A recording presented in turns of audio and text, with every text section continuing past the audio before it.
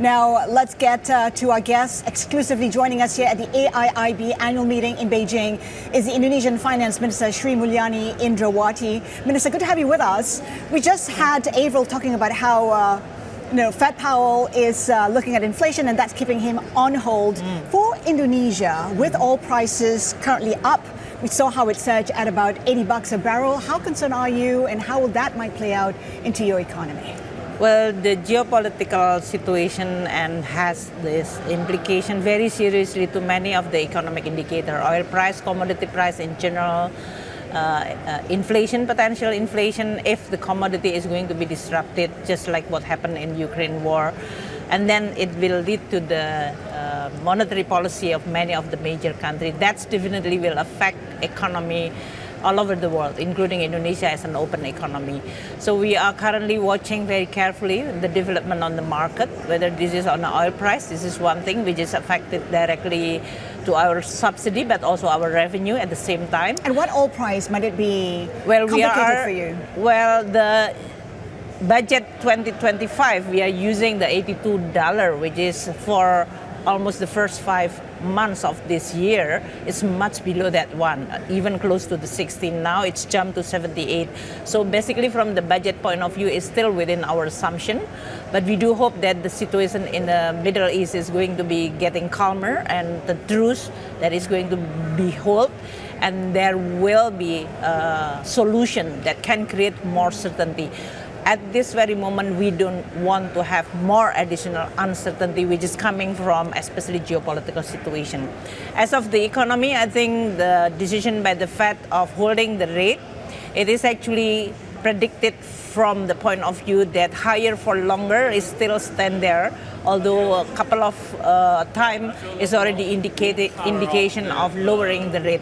But we do hope that this is going to create more communication in terms of the direction of the policy of the Federal Reserve, and at the same time also creating an expectation about the movement of US dollar. Your fiscal policy and your fiscal position is actually in focus. Talk to us about expectations for your budget deficit. We know the target is 2.5%. Are you on track? Are you likely to have it at 2.5%? We are still at the 2.53% designed for this fiscal year.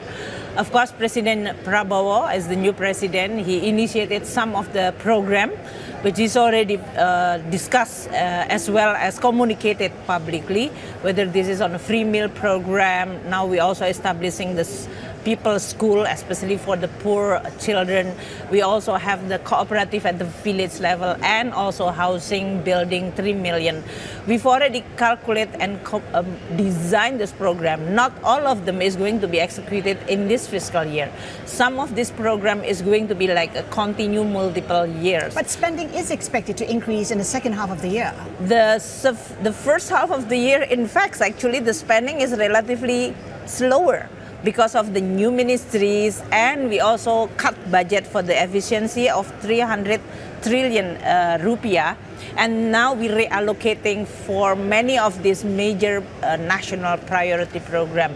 So from the budget point of view, the spending, even though maybe the perception optic from outside as if there is a new initiative, new spending, but we continue holding the discipline right in this case, meaning that the total posture of the budget is still the same. So 2.5% budget deficit intact, it's unlikely still to rise further even later this year. If there is a change, just like last year, if we communicated to the parliament, which is going to happen in the next 2 weeks, it's going to be both on the revenue side, which is declining because of the commodity price, like coal is much lower than 2 years ago. Oil price is also much lower than 2 years ago. Some of the commodity is actually relatively stable, like the CPO in this case. So we are looking at all those areas of the revenue that is going to suffer from the commodity, and then how to compensate from other efforts. From the spending, as I said, we are going to continue maintaining this discipline of the total spending. If there will be like a new initiative, we are going to find where this is coming from, reduction on the other area. And so the deficit is going to be 2.53%. If this is going to be larger, just like last year, we actually expecting 2.7 in this case.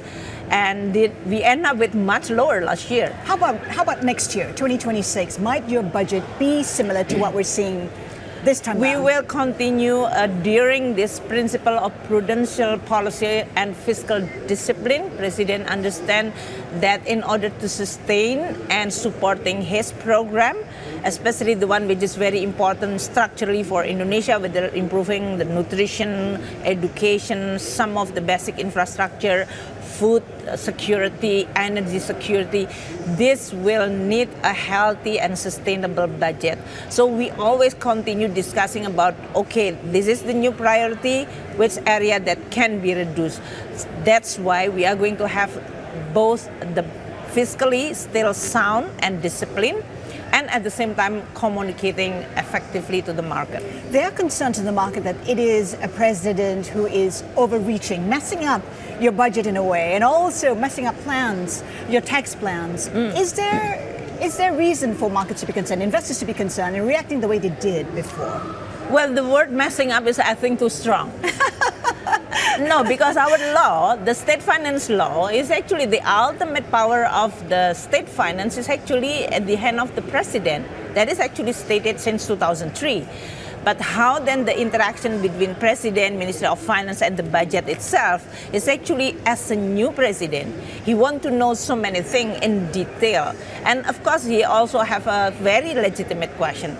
Why our revenue is still low, even comparing to the ASEAN? So he wants to know more detail. So we provide him with all information so that he knows exactly where the problem is, structural, fundamental, or this is more like a leadership or governance. So we are going to be able to then address those issues. On the spending side, he also has skepticism about effectiveness of the government spending. This is prone to inefficiency or corruption. So we also provide all the program executed by both ministries as well as local government. Once he convinced and look at the detail, then he said that, okay, we will then designing this program. So I don't think this is messing up. He want to know, and he want to make sure that this is aligned well with his priority. Let's talk about revenue. You talked about concerns about slowing revenue. How do you boost revenue? Because we know that even dividends from the SOEs are now going to Danantara, and spending is rising. How do you boost revenue? Well, we have a couple of shocks early this year. First, because we're running a very high commodity price back in 2022 and 23, some of those companies, maybe what you call it overpaying when they use the same commodity price level when they are paying the tax in 2024 or even 2025. So we have to repay them back, because the price is not as high. Like coal used to be $240 per ton. Now it's only $140, so $100 lower. What does it mean? That means that they are going to adjust in terms of their tax payment. And then also some related to this policy, like the VAT, which is not being implemented widely from 11 to 12. And then Danantara, who's now managing the dividend of all the state-owned enterprise. We calculate all the shock or the revenue foregone that we are having. Then we look at the spending side. On the additional effort, how to compensate this revenue which is losing because of new action or policy or rule, then we are now creating a joint task force to look at all the potential revenue which is coming from enforcement, leakage, compliance. These are all the ones that we are now looking more carefully and in detail, including on the digital taxation using the platform and so on. On the spending side, as I said, when the president has new priority, we are going to then look and ask how we are going to finance this priority, still within the maximum envelope that we've already informed the president as well as the parliament. This is the maximum spending that we could actually spend for this year. So if you are going to have a new priority, which one that you have to sacrifice in order for us to finance? What's your thinking on bond issuance? Is there any plan to reduce it, use your cash reserves to plug the gaps in the budget? We have cash reserve for sure, and this is something that we've already making sure, especially with the global environment. We don't want to be cornered in the market, and that's why some of the treasury function that we are having is there is a cushion within our cash reserve.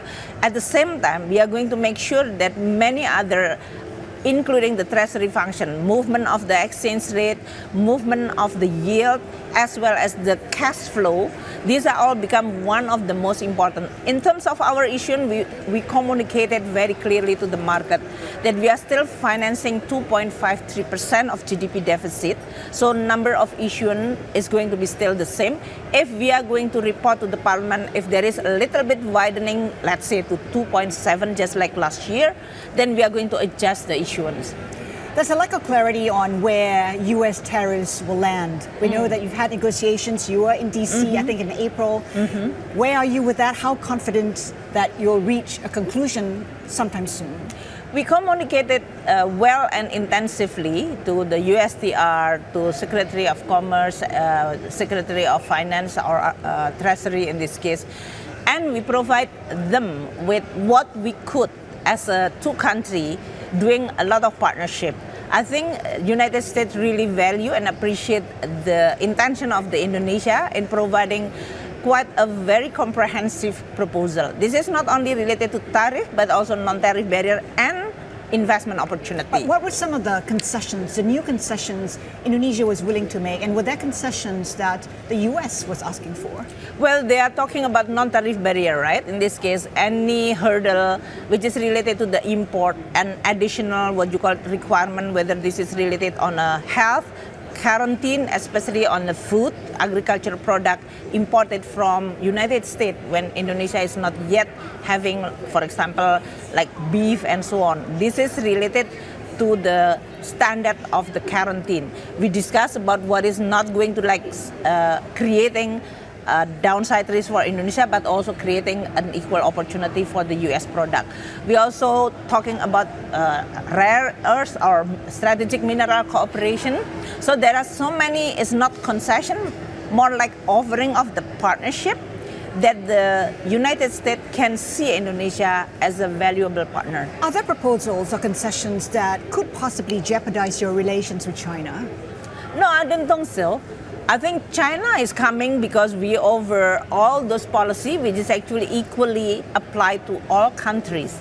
So in this case, if China see that the Indonesia have this policy and they come to Indonesia, whether in terms of the FDI, like in some downstreaming industry on nickel and others, the United States can have the same thing. And if we are looking at whether this is on a battery for the electric vehicle, they have many, both technology as well as capital. So we open evenly for both, and this is not like one's providing the opportunity at the cost of other. Indonesia is open for all because we are non-aligned, both in politics as well as in economy. Minister, when you take a look at the markets in Indonesia, there was a massive meltdown on the potential, I guess, exit, your exit from the position of finance minister. Is there clarity? Is there confidence you are here for the longer term? Well, there is always like a question regarding so many things when change happen. I think this is the new leadership. It's different in terms of the leadership style from the previous government, but in terms of the clarity of the direction that the Indonesia need, which I think fundamentally we need to invest more on human capital like education, health, free meal, nutrition. We need to have a self-sufficient food because Indonesia is a large population and we also have a fertile land. We also need to have a self-sufficient or in terms of security on energy. Not because we are insecure, but we know that we have a huge potential. And when we say that, that means that we are strengthening our economy. We are inviting others to come to Indonesia. In terms of the budget support, we are very clear. Indonesia has been evolving in using our budget instrument, whether this is on a public-private partnership on the infrastructure. President Jokowi at that time, everybody was very, very worried about the new capital, about the toll road in Sumatra. But we are actually able to continue providing clarity what instrument and what does it mean in terms of the risk of the budget. So fair to say that you and President Prabowo are in line. There's no threat of you leaving the position. You are in that position for a longer time. We have a very good relationship. We have a very professional, and we, by obligation, Ministry of Finance and I as a Minister of Finance, provide all the necessary information. President Prabowo is very open, very frank in discussing what he wants, but at the same time, he also value the input coming from us. As long as we are providing that this is exactly what is happening, this is the figure, this is the problem. If it is the problem in the figures, in the number, he will asking and questioning why it's this way. If it is the problem on the governance, then we said, is it the problem internally within the Ministry of Finance, or this is related to the more wider, for example, like legal certainty or compliance and so on. So I think it's a very fair and a very good, cordial, professional, and I think I'm confident that this is going to serve President Prabowo well as serving the Indonesia And confident well. you'll get to 5.2% growth this year. Well, we are aiming for that because the downside risk, because of many of this global situation, IMF is already revising down the global economy. Many countries, including United States, is going to be discounted. Indonesia is no exception. We were predicted it's only 4.7. We tried to counter-cyclical. We mitigate that one. So we launched, for example, counter-cyclical measure in order for us to stimulate consumption, investment, very important, when we cannot rely too much on the export. But export is still growing around 7%, which is good.